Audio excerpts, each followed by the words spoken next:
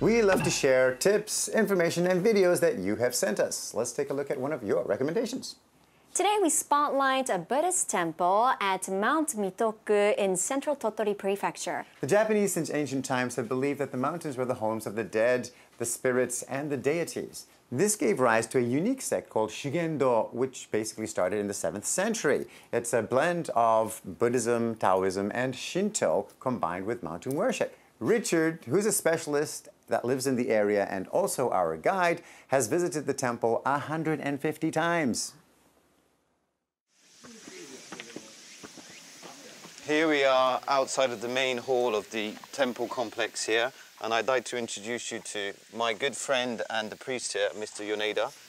この山はやはり自然崇拝の場所なので、美しいものを見ながら、鳥や虫の声や木々のざわめきを聞きながら、心も清らかになっていく。これが目的の場所。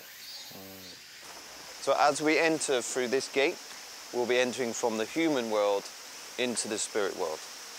So due to the inherent risk involved in doing such pilgrimage, I'm joined today by my friend Ryuto.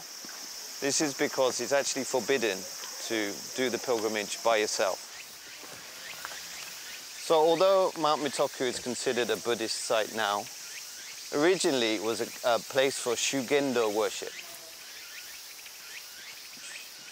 Sangye Sangye Sangye Sangye Rokkon Shoujo Rokkon Shoujo Sangye Sangye.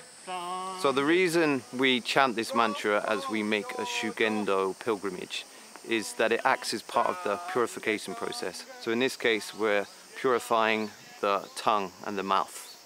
It also acts to regulate the breathing, so we keep a constant pace, which means we take our mind off our aching muscles and we can push forward and continue on to the top. Some endemic plants and flowers to be found here, and quite often, if you're lucky, you might hear or even see some rare species of birds. So it's all about being immersed in nature, being in the present moment, and therefore cleansing your sensory organs. So now we've arrived at one of the most challenging but also fun parts of the pilgrimage. And this is where we get to climb up the rock face using chains.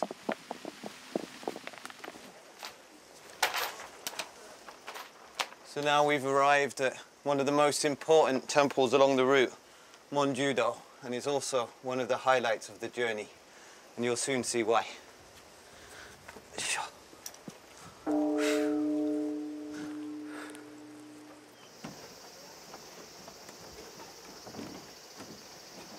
In other places in the world, this would be roped off and it'd be all about health and safety. But here, the fact that you're doing the pilgrimage, that the sort of danger element is an important factor when you do this journey.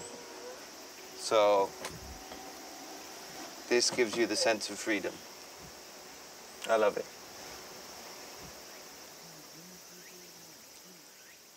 Now we've reached the bell of Mitoku-san. This, it really remains a mystery how this 2-ton bell managed to be brought all the way up the mountain. So each pilgrim gets to strike the bell once.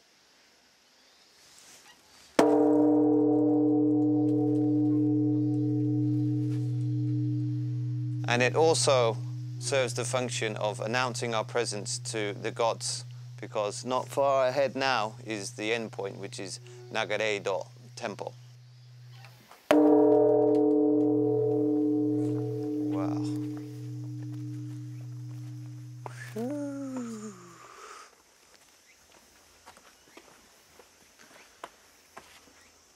Here we are at the end of the trail, and I present to you Nagare-do. This building is at least 1,000 years old. Really is quite miraculous. The old belief is that the temple was actually thrown up into the cliff face by a mystic So many visitors to this area and to Japan as a whole country might wonder, why would you want to build such a complicated structure that's so far up into the mountains and so difficult to access? And actually, the difficulty in access is very much part of its design, and the journey here is as important as the temple itself.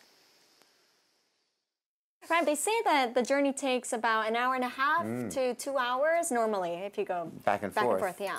And if you noticed, Richard's shoes were old traditional Japanese straw sandals. So what they do is they check your footwear before you go in to make sure that it is proper and safe, Right. I guess, for the actual trek itself.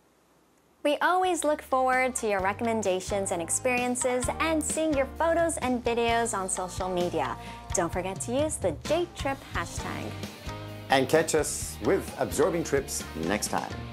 See you! Bye!